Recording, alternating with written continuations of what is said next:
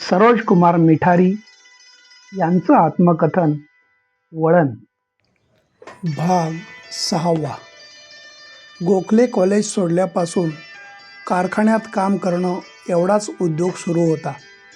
कंपनीतील इतर टर्नर किती दिवस हेल्पर राहणार, त्यापेक्षा लेथ मशीन शिकून घे, अधिक पगार मिळेल म्हणून माझ्या मागे लागले.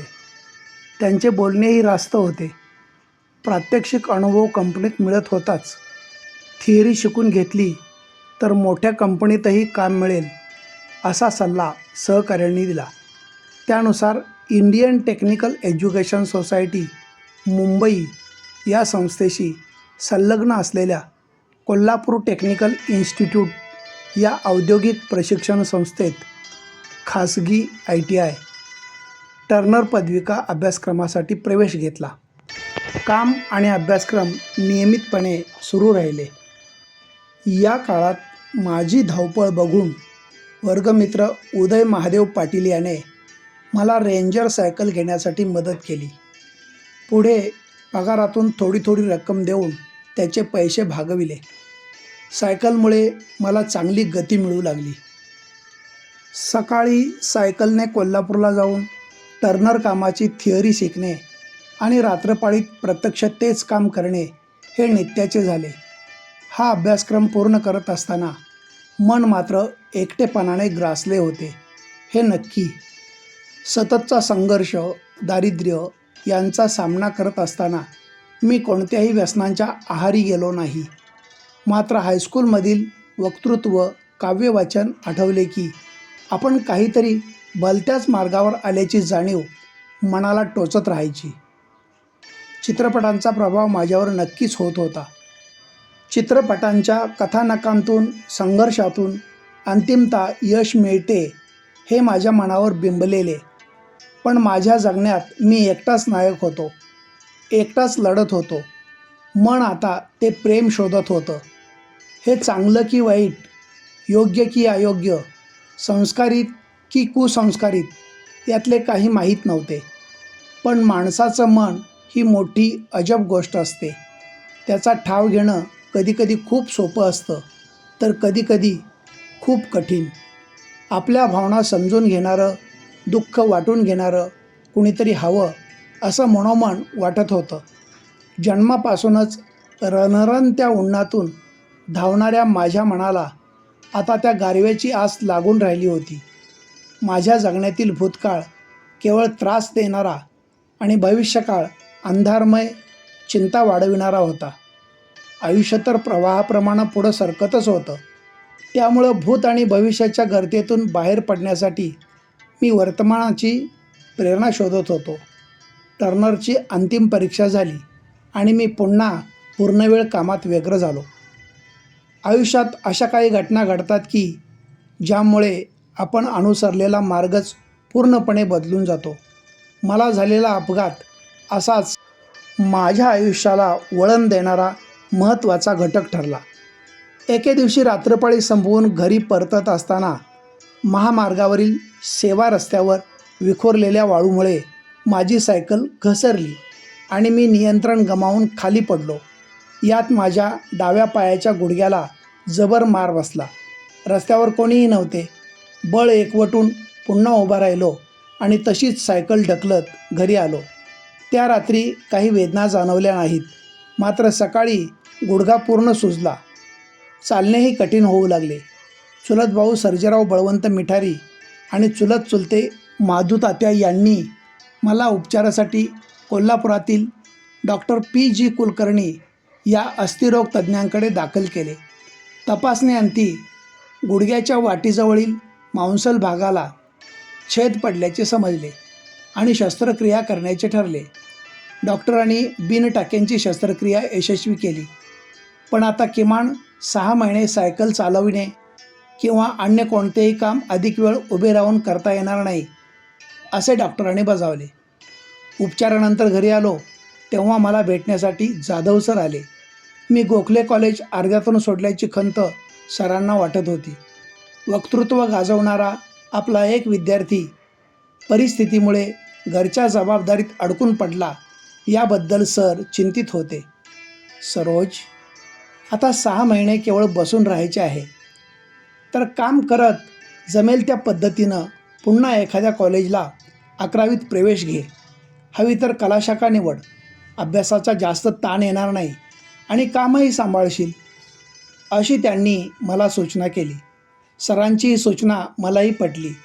यापूर्वी 11वीला गोखले कॉलेजमध्ये इलेक्ट्रॉनिक्स शाखा निवडल्याने मला कामामुळे ते शिक्षण पूर्ण करता आले नव्हते. आता कसेही लेथ मशीनचे काम करतच आहे, तर घेऊ एखाद्या कॉलेजला प्रवेश, असे मनाशी ठरविले आणि सकाळच्या वेळेत भरणाऱ्या कॉलेजचा शोध सुरू केला. गुडघ्यावर बीन टाकायची शस्त्रक्रिया झाल्याने 8-10 दिवसात प्लॅस्टर घालून मी आधाराने चालूही लागलो. दुखावलेल्या पायामुळे लगेच MIDCमध्ये काम करणे जमणार नव्हते. त्यामुळे गावातच तात्पुरते काम मिळाले तर सोयीचे होते. गावात डॉक्टर मानसिंग भोसले यांनी नव्यानेच दवाखाना सुरू केला होता. माधू तात्यांच्या सल्ल्याने डॉक्टर भोसले यांना भेटून त्यांच्याकडे कंपाऊंडर म्हणून काम मिळण्यासाठी विनंती केली. तेव्हा त्यांनी, मी नवीनच प्रॅक्टिस सुरू केली आहे, पुढे बघू, असे सांगितले. कॉलेज करत दवाखान्यातही काम करता येईल असे मी ठरविले होते. कॉलेज प्रवेश सुरू झाले. कोल्हापुरातील भवानी मंडप येथील मेन राजाराम ज्युनियर कॉलेज हे शहरात मध्यवर्ती ठिकाणी शहर बस वाहतुकीच्या मार्गावर आहे आणि सकाळच्या वेळेत येथील वर्ग भरतात, अशी माहिती मिळाली. तसेच कॉलेज शासकीय जिल्हा परिषदेचे असल्याने आर्थिकदृष्ट्याही मला परवडणारे होते. पायावरील प्लॅस्टरमुळे मला फार चालणे जमत नव्हते. माधू तात्यांच्या स्कूटरवरून आम्ही कॉलेजमध्ये प्रवेश घेण्यासाठी गेलो. तात्यांच्या आधाराने लंगडतच कॉलेजमधील प्राचार्यांचे दालन गाठले. तेथे रेखा दीक्षित मॅडम भेटल्या. त्यांना मी यापूर्वीचे कॉलेज परिस्थितीमुळे अर्ध्यातून सोडावे लागल्याचे सांगितले. 10वीनंतर तब्बल 2 वर्षांचे अंतर माझ्या शिक्षणात पडले होते. त्यामुळे मी नियमित कॉलेजला येऊ शकेन का याबद्दल त्या साशंक दिसल्या. तसेच माझे 10वीचे 51% सुमार गुण त्यांच्यासमोर अगदीच तकलादू होते. पण प्रवेश दिल्यास मी नियमित कॉलेजला येईन असा विश्वास मॅडमना दिला. त्यानंतर त्यांनी माझा 11वीसाठीचा प्रवेश अर्ज भरून घेतला. MIDCमध्ये काम करत जमेल तेवढे कॉलेज शिक्षण घ्यायचे एवढाच आता पर्याय शिल्लक होता. पायाच्या दुखापतीमुळे सायकलऐवजी बसने ये-जा सुरू केले. वर्गात पहिल्याच दिवशी दीपक नाईक आणि अश्विन पाथरूट या मित्रांची ओळख झाली. 2 वर्षे उशिराने मी पुन्हा 11वीत प्रवेश घेतल्याने सुरुवातीला थोडा अबोल होतो, पण हळूहळू अन्य मुलांशीही परिचय वाढू लागला. त्यामुळे मानसिक ताणतणाव कमी होत गेला. वर्गातील खुले वातावरण आनंददायी वाटू लागले. कसे तरी कॉलेज करणे ही माझी कल्पना मागे पडून नियमित कॉलेजला जाणे आवडू लागले. या दरम्यानच माझ्या हताश जगण्यावर एका आश्वासक चेहऱ्याचा मोठा प्रभाव पडला. किंबहुना मी आजपर्यंत जे शोधत होतो ते सर्व मला येथे गवसल्याचा आनंद मिळू लागला. या वळणावरच अचानक ती माझ्या आयुष्यात आली. केवळ संघर्ष, दारिद्र्य आणि चोहोबाजूंनी कमालीचा कोरडेपणा असे सारे माझ्या जगण्याचे भाग असताना आणि का जगतोय, जगावे की नको असे द्वंद्व एकेकाळी माझ्या मनात सुरू असताना माझ्या आयुष्यात एक आशेचा किरण घेऊन आली ती सुमन. 11वीत तिला प्रथम पाहिले आणि नकळत तिच्याकडे आकर्षिलो गेलो. सुमन, अर्चना, अश्विन, दीपक, इंद्रजित मोहिते आदींशी मैत्री जमली. अर्चना तर एकदम दांडगी, तब्येतीनेही मोठी, पण प्रेमळ तेवढीच, सतत सर्वांना हसवणारी. दीपक दिसायला देखणा, स्वतःत कधी शाहरुख तर कधी सलमान पाहणारा. त्यांचीच गाणी आणि पिक्चर पाहत राहायचा. त्याची घरची परिस्थिती तशी चांगली होती. त्याचे अक्षरही वळणदार आणि अभ्यासातही तो हुशार. अश्विन त्याचा जिगर दोस्त. तो म्हणेल तेच दीपक करणार. अश्विनला अभ्यासाचा कमालीचा तिटकारा. त्यामुळे दीपक पण मैत्रीला जागायचा आणि अभ्यासाला विश्रांती द्यायचा.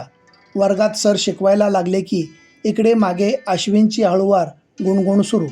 वर्गात साधारण 60-70 मुले आणि मुली होत्या, पण कसलेही गट, मतभेद, हाणामाऱ्या असले प्रकार नव्हते. ते कॉलेजच्या शिस्तीमुळेच. मधल्या वेळेत आम्ही कॉलेजच्या हॉलमध्ये थांबून गप्पांचा पड रंगवू लागलो. यातच या सर्वांनी मला नवीन नाव दिले, सूरज. कॉलेजमधील सर्व शिक्षक अभ्यासू, प्रेमळ आणि कडक शिस्तीचे होते. त्यांना आमच्या सतत एकत्र गप्पा मारण्याचा प्रकार तितकासा आवडला नाही. एक दिवस प्राचार्य डॉक्टर पाटील सरांनी आमच्या ग्रुपला कार्यालयात बोलावून घेतले आणि परत अशा गप्पा मारताना दिसलात तर दाखला काढून देण्याची धमकी दिली. ती तेवढीच धमकी आम्हाला पुरली. हादरून गेलो आम्ही. मी तर जास्तच, कारण आधी एक कॉलेज अर्ध्यात सोडून पुन्हा या कॉलेजमध्ये शिकण्यासाठी प्रवेश घेतला होता आणि पुन्हा येथे कोणत्या तरी कारणाने घरी जावी लागले तर. यावेळी वर्गशिक्षिका दीक्षित मॅडम यांनी आमची बाजू सावरून घेतली. मुले हुशार आहेत, पुन्हा गप्पा मारत बसणार नाहीत, मी सांगते त्यांना समजावून, असे सांगून आम्हाला या प्रसंगातून बाहेर काढले. पुढे गप्पांचा फड कमी झाला. चांगल्या माणसांची संगत हवी असेल तर अभ्यासही चांगला करायला हवा हे समजून मी रात्रंदिवस अभ्यास सुरू केला. येथे वक्तृत्वाला पुन्हा वाव मिळाला. बाह्य स्पर्धा आणि कॉलेजचा अभ्यास यातील नैपुण्याने सर्व कॉलेजचे लक्ष माझ्याकडे केंद्रित झाले. सूरज सर्वांना समजू लागला.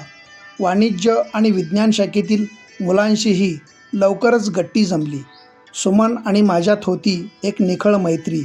अश्विन, दीपक यांची सोबत जशी मिळत गेली तशी सुमनची. ती उंचीला बुटकी पण एखाद्या बावलीसारखी सुंदर दिसायची. तिचे हसणे, बोलणे, शिस्तबद्ध वागणे मला मोहवून टाकायचे.